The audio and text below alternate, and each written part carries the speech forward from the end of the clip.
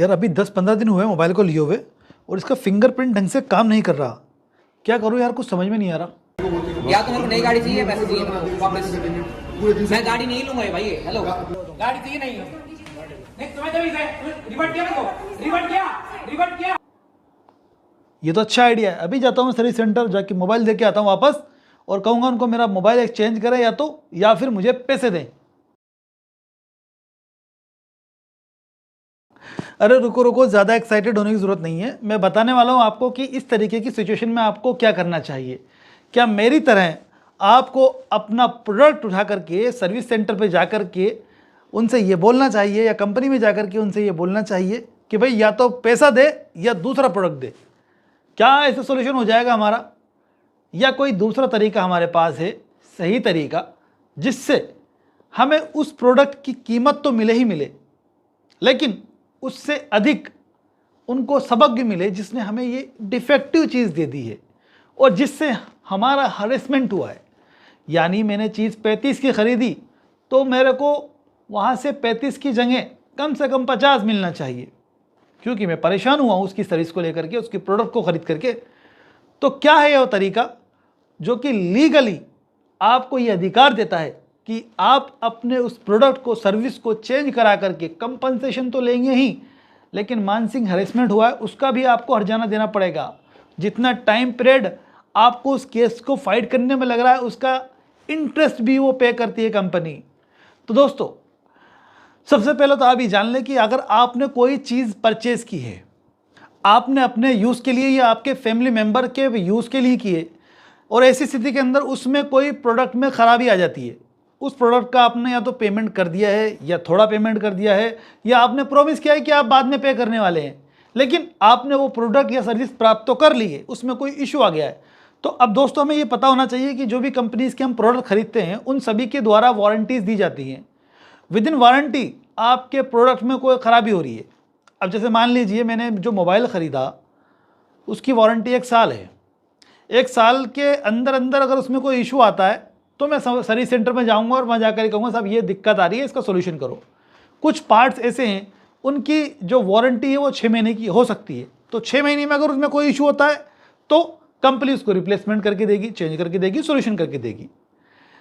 इसी तरीके की जो सिचुएशन है वो घटना घटित होती है अन्य प्रोडक्ट के अंदर। जैसे कोई आपने और दूसरी चीज़ खरीदी है, जैसे कि हमने बताया एक वीडियो के अंदर, एक बंदा एलविश यादव यूट्यूबर, उसका भाई है जिसने कार खरीदी, कार को चलाई उन्होंने, कहीं गए थे घूमने के लिए, वहाँ बंद हो जाती है कार, और फिर वो बोलते हैं आकर के भाई गाड़ी की चेंज करो, यानी या तो 24 लाख दो या गाड़ी बदल कर दो।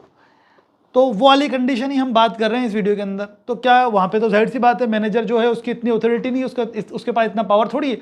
वो तो उस क्षेत्र में जहाँ पे वो डिस्ट्रीब्यूटरशिप लेकर के बैठा है वहाँ पर सिर्फ वो यही काम कर सकता है, बेचना, खरीदना, सुधारना।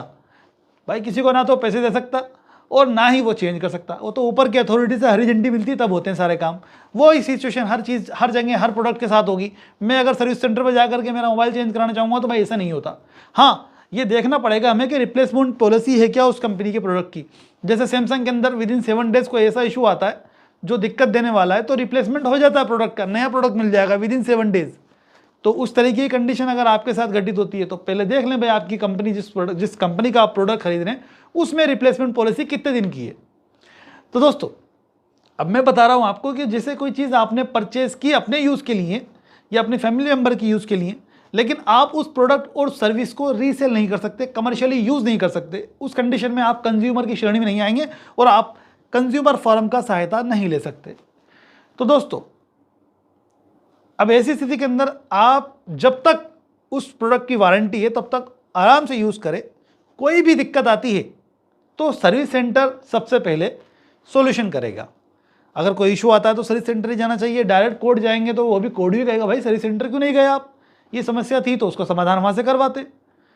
मशीन है, इशू हो सकता है, ये हम तुम सब समझते हैं इस बात को। तो सर्विस सेंटर जाएंगे, वहाँ से सॉल्यूशन करा कर लेकर के आ गए, लेकिन वो सॉल्यूशन जो करवा के लाए वापस से सेम प्रॉब्लम दोबारा आ गई। मतलब इशू वहीं का वहीं बरकरार है हमारा। हम दोबारा जाते हैं, भाई ये तो इशू वही हो गया वापस से।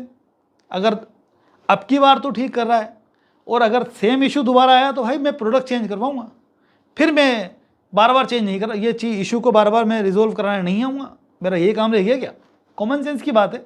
अगर कोई मशीन में ऐसा इशू आया है जिसको सोल्यूशन आपने करवा लिया, फिर दोबारा से वही इशू हो रहा है, फिर दोबारा से वही इशू हो रहा है, तो भाई यही काम थोड़ी रह गया। मतलब प्रोडक्ट में डिफेक्ट है, आप कितना ही बार उसको ठीक करा लो, बार बार वो होगा। जब 2 बार हो गया तो तीसरी बार भी हो गया, तब तो भाई साहब आपको सर्विस सेंटर जाने की जरूरत नहीं है, आप कंज्यूमर कोर्ट पहुंच जाओ। उस कंडीशन के अंदर कब जा सकते हैं? With in limitation. जैसे ही आपके प्रोडक्ट में इशू हुआ, उस इशू होने से जिस दिन इशू हुआ आप सर्विस सेंटर गए, सर्विस सेंटर से या तो समाधान हो गया या नहीं हुआ, जो भी दिक्कत है आप फेस कर रहे हैं, सर्विस सेंटर से समाधान करके आ गए, वापस ख़राब हो गया तो डायरेक्ट कोर्ट में जा सकते हैं। 2 साल का टाइम है आपके पास, जब ख़राब हुआ, जब कोई दिक्कत आई आपके प्रोडक्ट के अंदर, उस समय से 2 साल। जैसे मान लीजिए मैंने मोबाइल ख़रीदा, 12 महीने इस्तेमाल कर लिया, 12वें महीने के अंदर दिक्कत आई है मेरे पास, मैं सर्विस सेंटर गया 12वें महीने के अंदर, मैंने कहा साहब ये सोल्यूशन कर दो, इसका ही दिक्कत आ रही है, उसने सोल्यूशन करा, समाधान नहीं हुआ मेरा, तो अब मेरे पास 2 साल का टाइम है। लेकिन मेरे पास कम से कम एक जॉब शीट होना चाहिए, जो मैं वहाँ गया वहाँ से जॉब शीट मिलती है पद को, या आप ऑनलाइन कंप्लेंट करें जिससे कि आपको नंबर मिल जाता है ऑनलाइन कंप्लेंट का, उस नंबर को आप दिखा सकते हैं, फला डेट के अंदर ये आपके कंप्लेंट नंबर है, इस दिन आपने शिकायत की थी, उस दिन से 2 साल, उस 2 साल के अंदर आप केस फाइल कर सकते हैं। पहली चीज़ कहाँ कर सकते हैं साहब? जहाँ आप कोई प्रोडक्ट और सर्विस प्राप्त कर रहे हैं या इस्तेमाल कर रहे हैं, या जहाँ पे कंपनी है वहाँ भी जाया कर सकते हैं। लेकिन कौन जाएगा? मैंने प्रोडक्ट मंगाया फ्लिपकार्ट से, मैं वहाँ जाऊँगा केस करने के लिए? प्रोडक्ट मुझे डिलीवर हो रहा है यहाँ मेरे घर पे, तो भाई मेरा जो डिस्ट्रिक्ट फोरम है, कंज्यूमर फोरम, मैं तो वहाँ जाऊँगा ना, मैं कहाँ जाता फिरूँगा वहाँ पे? फ्लिपकार्ट के ऑफिस, हेड ऑफिस। तो भाई सबसे सिंपल तरीका, जहाँ आपको प्रोडक्ट सर्विस प्राप्त हो रही है वहीं आपको केस फाइल करना है। तो कितने मामलों तक की सुनवाई करता है डिस्ट्रिक्ट फॉर्म? ये भी सवाल आएगा। साहब मैंने तो प्रोडक्ट जो ख़रीदा है वो उसकी कीमत 1 करोड़ से ज़्यादा की, तो भाई 1 करोड़ की तो औकात नहीं है डिस्ट्रिक्ट फॉर्म की, मतलब कैपेसिटी नहीं है, औकात गलत वर्ड हो गया। तो वो तो 1 करोड़ 1 रुपया होते ही फिर राज्य आयोग में आपका मामला जाएगा। अगर आपका मामला 1 रुपये से लेकर के 1 करोड़ तक का है, तो आप आपके ज़िले के अंदर जो कंज्यूमर फोरम बना हुआ है, कंज्यूमर फोरम में जाकर के लिखित में शिकायत पेश करके, जो कोई भी आम व्यक्ति कर सकता है, सेवा में श्रीमान लिख करके, और जैसे समक्ष आप लिख देंगे उसके ऊपर क्या नाम से है ना, जिला उपभोक्ता मंच, आपकी जो डिस्ट्रिक्ट है, आपका डिस्ट्रिक्ट का नाम, आपका नाम, अपोजिट पार्टी का नाम, नीचे आ जाएंगे। अब इसमें अपन को कुछ नहीं करना भाई, ये है कि मैंने फला दिनांक को आपसे ये प्रोडक्ट और सर्विस प्राप्त की थी, जिसके नंबर ये हैं, इतने रुपए की प्राप्त की थी, इसमें ये शिकायतें हैं, ये दिक्कतें हैं, जिसके हिसाब से मैं मतलब मेरे साथ ये प्रॉब्लम फेस कर रहा हूँ, और आपके द्वारा सोल्यूशन नहीं किया जा रहा है, सोल्यूशन किया गया था लेकिन वापस से वही समस्या आ गई है, क्योंकि सिचुएशन कुछ भी हो सकती है। या फिर जैसे मान लीजिए कि प्रोडक्ट स्टार्टिंग से डिफेक्ट है तो डिफेक्ट है, वो बाद में प्रॉब्लम आई तो बाद में प्रॉब्लम आई, या फिर आपसे प्राइस ज़्यादा ले लिया तो प्राइस ज़्यादा ले लिया, या कुछ और इशू है कि भाई सर्विस कराने के बाद बार बार वही इशू आ जाता है। तो जो भी रीज़न है ना, मैं बता रहा हूँ एग्जाम्पल के तौर पर, उनको लिखेंगे आप। उनको लिखने के बाद कंज्यूमर फोरम के अंदर शिकायत पेश कर देंगे। अब उसके बाद नोटिस समन जारी होते हैं संबंधित पार्टी को, वहाँ से फिर व्यक्ति आता है, कंपनी की तरफ से एक वकील हायर किया जाता है, वो खड़ा होता है कोर्ट में आकर के, वो अपनी बात रखेगा। लेकिन अगर आप विद इन लिमिटेशन हो और जेन्युइन आपका रीज़न है, दिक्कत है उस चीज़ के अंदर, तो निश्चित तौर पर आपके फेवर में जजमेंट होना है, तो कोई टेंशन लेने वाली बात नहीं है। आमतौर पर 6 महीने में कोर्ट केसेस डिसाइड कर देती हैं, लेकिन चक्कर ये है कि ये मेंबर भी बैठते हैं और अध्यक्ष भी होता है इस मामले की सुनवाई करने के दौरान। अगर अध्यक्ष छुट्टी पे है तो काम नहीं हो पाता, और अध्यक्ष है, मेंबर छुट्टी पे है तो एक मेंबर चाहिए, एक मेंबर तो चाहिए ही चाहिए। लेकिन अगर अध्यक्ष नहीं है, 2 मेंबर है तो भी नहीं करते काम, और रेगुलर बैठती नहीं है कोर्ट है, तो टाइम लग जाता है थोड़ा सा। तो मान लीजिए कि भाई 2 साल लग सकते हैं आपके, 1 से 2 साल लग जाते हैं।